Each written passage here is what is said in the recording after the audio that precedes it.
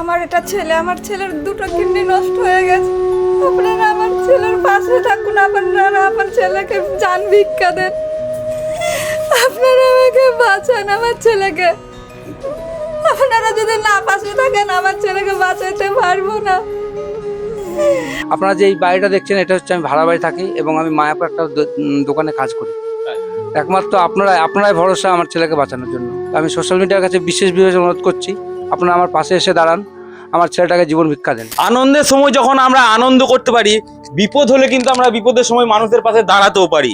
সেরকম আমি আজকে বলবো এই ভাইটির কথা। এই ভাইটির দুটো কিডনি কিন্তু নষ্ট হয়ে গিয়েছে।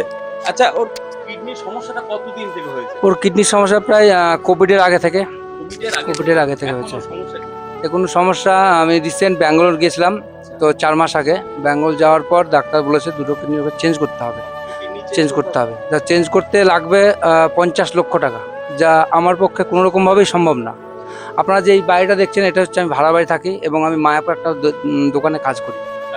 একমাত্র আপনারাই ভরসা আমার ছেলেকে বাঁচানোর জন্য। আমি সোশ্যাল মিডিয়ার কাছে বিশেষ অনুরোধ করছি, আপনারা আমার পাশে এসে দাঁড়ান, আমার ছেলেটাকে জীবন ভিক্ষা দেন। আপনি কি হন? ওর কে হন আপনি? আর মা। আচ্ছা, এর সমস্যা কতদিন থেকে? করোনার আগে থেকে। করোনার আগে থেকে। এখন ছেলেটা কেমন আছে? এখন ভালো নেই। ভালো নেই? কতদিনের মধ্যে অপারেশন করতে হবে? 1 বছরের মধ্যে বলেছিল, আচ্ছা, কিন্তু তাও 5-6 মাস হয়ে গেছে। 5-6 মাস হয়ে গেল। হ্যাঁ। আচ্ছা, আমি জেনে নেবো ছেলেটার মুখ থেকে যে সে কেমন আছে। বাবু, তোমার নাম? সুভাষ স্বর্ণকার। সুভাষ স্বর্ণকার। তোমার এখন শরীরে সমস্যা কি? এগুলো খাওয়া দাওয়া হয় না ঠিক মতো, পেট আর মাঝে সাঝে আচ্ছা। মাথা ব্যথা করে। আচ্ছা, এরকম। তুমি কি চাইছো মানুষের কাছ থেকে? তোমরা সবাই আমার পাশে থাকবে, যে যেমন পারবে সাহায্য করবে। বলি, সবাইকে বলি একটু এই মানুষগুলোর মুখ তাকিয়ে ওদের পাশে একটু দাঁড়ান। যার যতটা ক্ষমতা, কেউ 5 টাকা, কেউ 10 টাকা, কেউ 100 টাকা, আমরা তো অনেক টাকা অনেক দিকে খরচা করে দিই। তো এই মানুষগুলোকে, এই বাচ্চা ছেলেগুলোকে সবাই একটু বাঁচান। কারণ এই বাড়িটা দেখতে পাচ্ছেন, এই বাড়িটা ওদের ভাড়া বাড়ি। ওদের নিজস্ব বলতে আপনাদের কি আছে এখন বর্তমানে? কিছুই নেই আমাদের, নিজস্ব বলতে কিছুই নেই। বুঝতে পারছেন ওদের পরিস্থিতি, ওদের নিজস্ব বলতে কিন্তু কিছুই নাই। আর এই জায়গাটা কোথায় দাদা আপনাদের? এটা হচ্ছে মায়াপুর নবদ্বীপ মাঝদিয়া স্কুল মাঠ। আচ্ছা, এখানে মানুষ যদি আসতে চায় কি করে আসবে আপনার কাছে? যদি মানুষ আসতে চায়, নবদ্বীপ থেকে স্টেশন থেকে টোটো চাপবে, ঘাটে আসবে, ঘাট থেকে টোটো চাপলেই মাঝদিয়া স্কুল মাঠ বললেই চলে আসবে।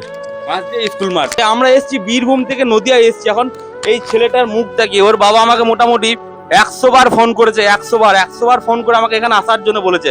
আমি শত চেষ্টা করেও এখানে এসেছি।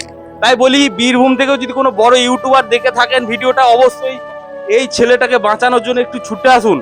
নিজের ভেবে ছুটে এদের কাছে আসুন, একে বাঁচানোর চেষ্টা করুন। কারণ 50 লক্ষ টাকাটা হয়তো কারোর কাছে প্রচুর টাকা, আবার কারোর কাছে কিছুই নয়। মানুষ যদি মনে করে যে 5 টাকা 10 টাকা করে দিয়ে ছেলেটাকে বাঁচাবো, তো ওই টাকাটা কোনো ব্যাপারই নয়। কারণ মানুষ চাইলে সবই হয়।